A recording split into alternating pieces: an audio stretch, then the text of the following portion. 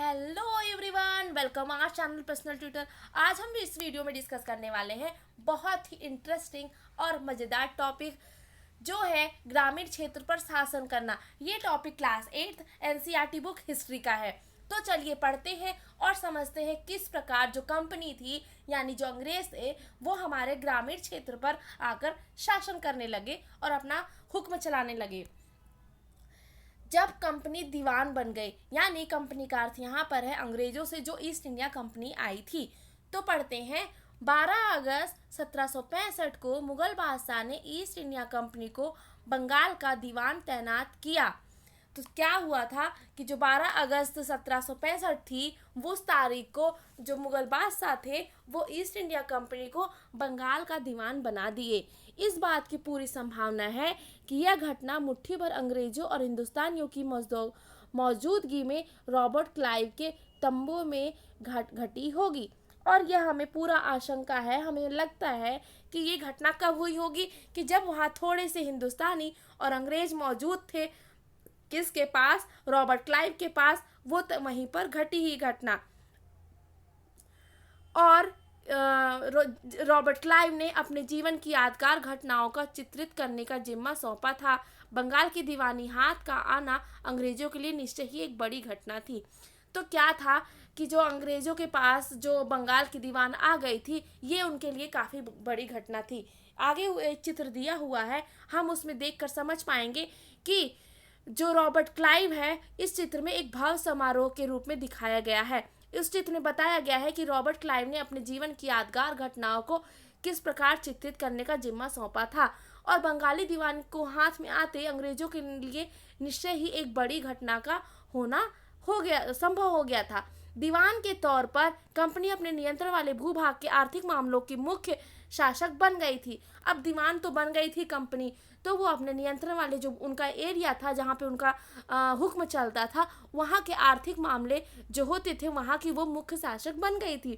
अब उसे अपनी जमीन का शासन चलाने और आमदनी को व्यवस्थित करने का रास्ता ढूंढना था। इसके लिए उसे एक ऐसा रास्ता ढूंढना था जिससे कंपनी के बढ़ते खर्चों को पूरा करने के लिए काफ़ी आमदनी जुटाई जा सके। व्यापारिक कंपनी के नाते उसे यह ख्याल भी रखना था कि वह अपनी ज़रूरत की चीज़ें खरीदती बेचती रहे। तो आपको समझ में आया कि कंपनी दीवान कैसे बनी। 12 अगस्त 1765 को जो मुगल बादशाह थे वो ईस्ट इंडिया कंपनी को बंगाल का दीवान बना दिए थे। अब उनके पास अंग्रेज़ों के पास दीवानी आ गई थी। तो अब दीवान आने के बाद अब उन्हें अंग्रेज़ों को सोचना था कि अब यहाँ का शासन कैसे चलाया जाए और एक ऐसा रास्ता ढूंढना था जिससे कंपनी के जो बढ़ते खर्चे थे उसके लिए आमदनी जुटा सकें। ठीक है। समय के साथ कंपनी को यह भी समझ में आने लगा कि उसे सावधानी के साथ आगे बढ़ना होगा। बाहरी ताकत होने की वजह से उसे उन लोगों को भी शांत रखना था जो गांव देहात में पहले से शासन चला चुके थे और जिनके पास अभी भी काफ़ी ताकत और सम्मान था। ऐसे लोग स्थानीय सत्ता में रह चुके थे, उन्हें नियंत्रित करना बहुत ज़रूरी था, लेकिन उन्हें खत्म नहीं किया जा सकता था। यह काम कैसे हो इस अध्याय में हम यही पढ़ेंगे। ठीक है।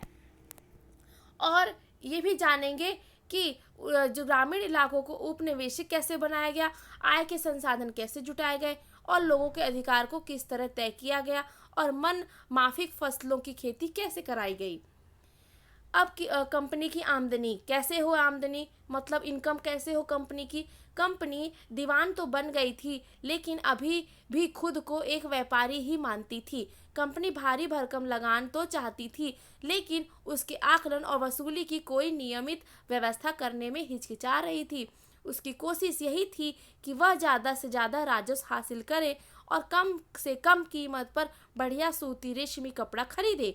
इसी कारण 5 साल के भीतर बंगाल ने कंपनी द्वारा खरीदी जाने वाली चीज़ों का कुल मूल्य दुगना हो चुका था।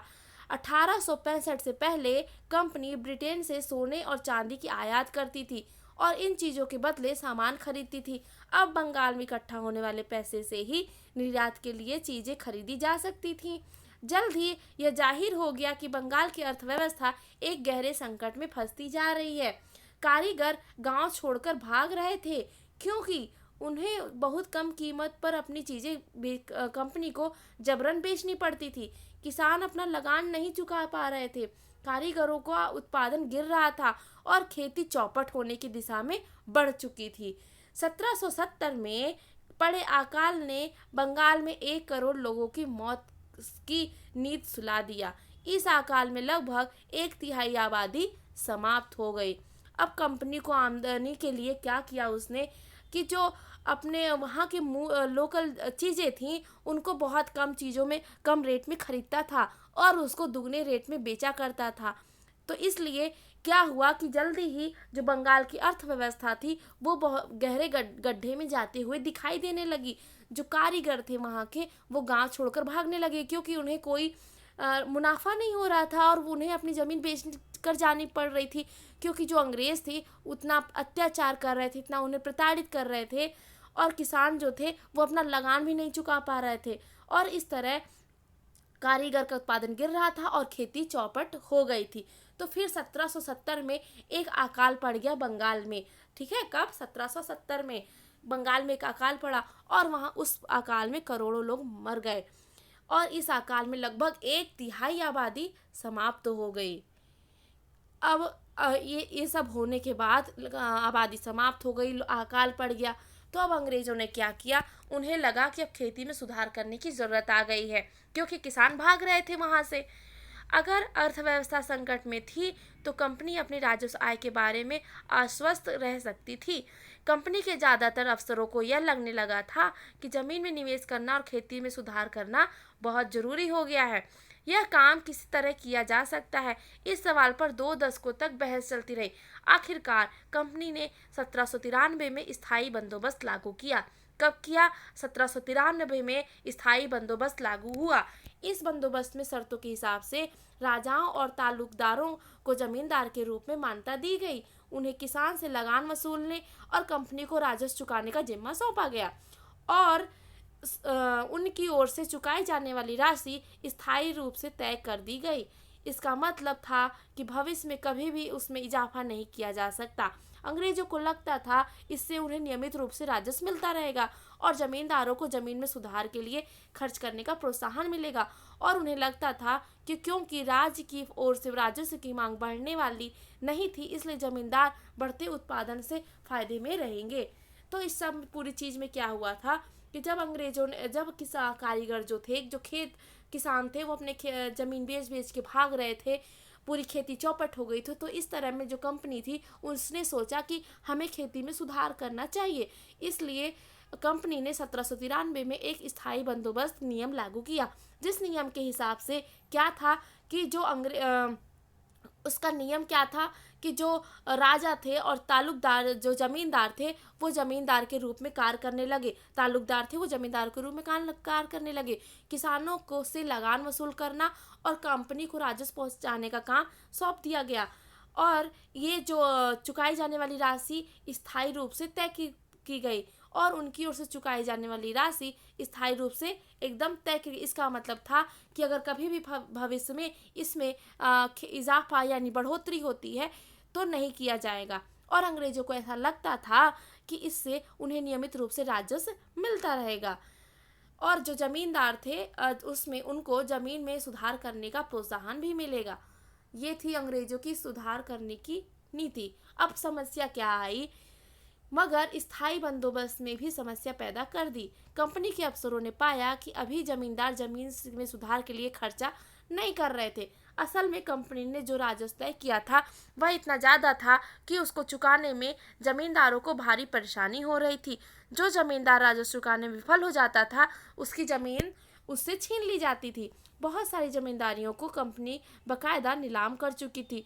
अब 19वीं सदी आई कि पहले दशक तक हालत बदल चुके थे। बाजार में कीमतें बढ़ी और धीरे धीरे खेती का विस्तार हुआ।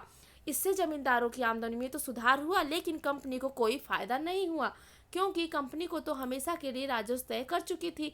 अब यह राजस्व में वृद्धि नहीं कर सकती थी, लेकिन जमींदारों को अभी भी जमीन से की बेहतरी में कोई दिलचस्प नहीं थी।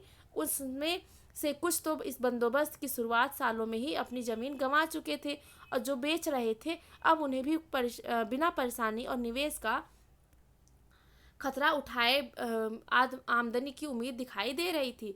तो अब क्या हुआ था, समस्या क्या आई कि स्थायी बंदोबस्त तो लागू हुआ। तो अब कंपनी के अफसरों ने पाया कि जो जमींदार थे वो जमीन की सुधार करने में कोई दिलचस्पी नहीं रख रहे थे। और क्यों नहीं रख रहे थे?